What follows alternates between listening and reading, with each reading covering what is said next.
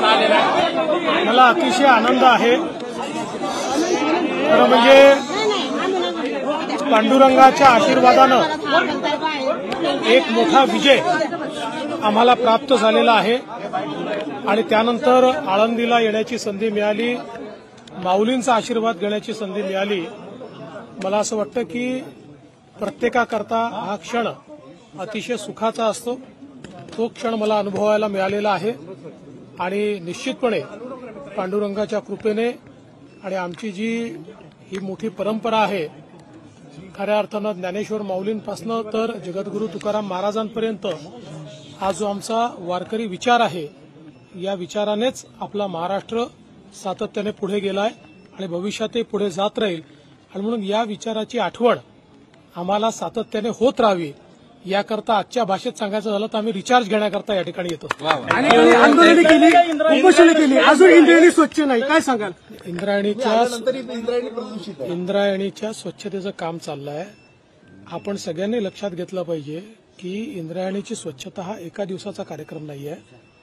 जवळजवळ सगळ्या शहरांचं, गावांचं आणि उद्योगाचं पाणी हे त्या ठिकाणी जातं। ते सगळं कॅच करून, ते सगळं शुद्ध करून आपल्याला शुद्ध पाणी इंद्रायणीत सोडायचं आहे।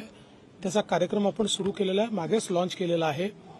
सगळ्या वेगवेगळ्या गावांना, ग्रामपंचायतींना, नगरपालिकांना, महानगरपालिकांना आपण निधी उपलब्ध करून देतो आहोत। उद्योग विभागाला देखील आपण सांगितलेलं आहे कुठलेही एफ्लुएंट जाऊ नये, पण नुसतं जाऊ नये म्हणून हे होत नाही, त्याकरता ती व्यवस्था उभी करावी लागते। ती व्यवस्था उभी करण्याचं काम हे सुरू केलेलं आहे। पुढच्या काळात ते युद्ध पातळीवर आम्ही करू।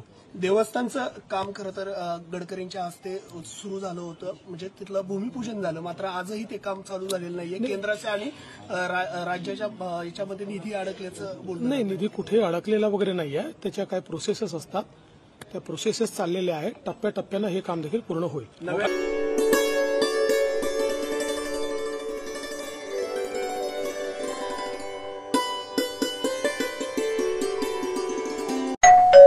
अहो उठा ना, ऑफिसला नाही का जायचं? अगं मला आज फ्रेशच वाटत नाही, काही करायची इच्छाच नाही। अहो मग तुम्ही आजपासूनच न्यू युनायटेड फार्मसीचे गुड मॉर्निंग चूर्ण घेणं सुरू करा। अपचन, मलावरोध, बद्धकोष्ठ, आम्लपित्त आणि पोटाच्या तक्रारींवर खात्रीशीर आयुर्वेदिक उपाय गुड मॉर्निंग चूर्ण। 35 वर्षांपासून सगळ्यांच्या पसंतीचे गुड मॉर्निंग चूर्ण औषधांच्या प्रत्येक दुकानात मिळते।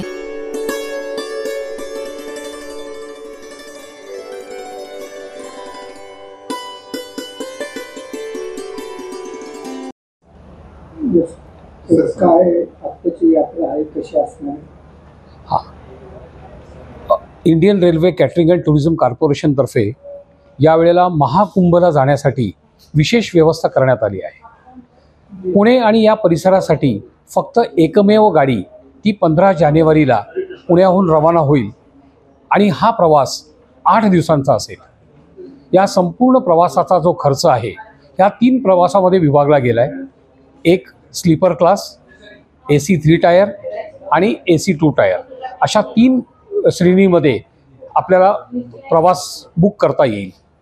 पहिला स्लीपर क्लास आहे 22,940 रुपये, AC 3 टायरचा 32,000 आणि AC 2 टायरचा 40,000।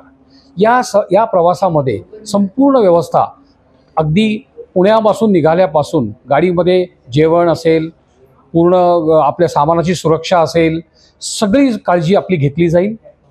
जाण्या येण्याचा संपूर्ण खर्च, प्रवासामधले सगळे खर्च हे याच्यामध्ये समाविष्ट केलेले आहेत। तिथे प्रयागराजला गेल्यानंतर टेंट सिटी जी अत्यंत महागडी व्यवस्था असून सुद्धा ती आपल्या लोकांकरता आपण ती कमी खर्चात तिची व्यवस्था करण्यात आलेली आहे। त्या टेंट सिटीमध्ये आपण राहू शकता, तिथला आनंद घेऊ शकता, त्याचबरोबर शाही स्नानाचा सुद्धा आनंद घेऊ शकता।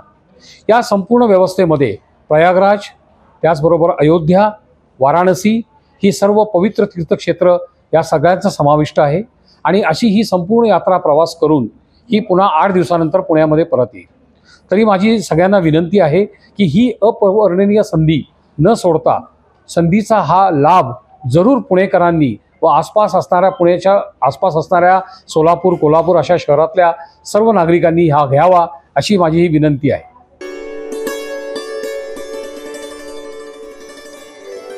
निश्चितपणे अखिल भारतीय मराठी साहित्य संमेलनाचं हे 98वं वर्ष आहे.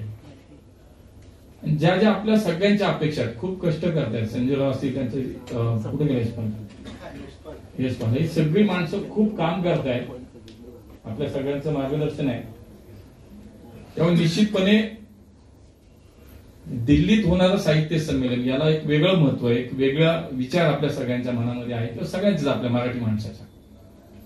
त्यामुळे या सगळ्या पार्श्वभूमीवरती अत्यंत चांगलं आणि अत्यंत उत्कृष्ट सुंदर अशा पद्धतीचं साहित्य संमेलन होईल, हे काम करणारा कार्यकर्ता म्हणून, जबाबदारी म्हणून मला असं वाटतं की आता ही प्रत्येकाच्या मनाची भावना तीच आता माझ्या मनात सुरू आहे.